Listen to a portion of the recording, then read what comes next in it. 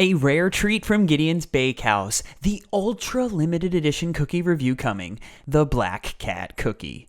Honoring Black Cat Charity Month, this cookie creation is a chocolate sugar cookie filled with chocolate cream cheese frosting and rolled in crunchy black sugar crystals.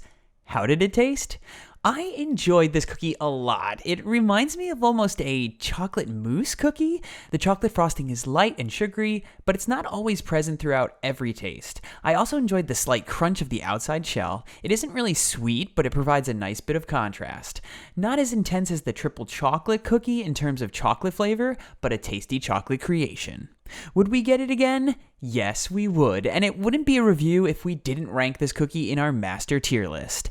S tier? A tier? Where will it land? I found this cookie very tasty, but not tasty enough to land in our top tier of Gideon selections. That leaves the Black Cat cookie in our A tier. But wait, this review isn't over yet. That's right, we have some bonus content for you. Described as Steve Lewis's favorite limited item of the year, we got our hands on the peanut butter galette. Gideon's peanut butter sauce with fresh cut apples wrapped in a buttery house-made pastry and topped with crunchy peanut butter crumbs. This treat actually reminded us of another limited dessert from Gideon's, the peanut butter apple pie tart. It's peanut buttery but not overly sweet, delicious flaky crust, and best when you get a bite full of those fresh cut apple slices.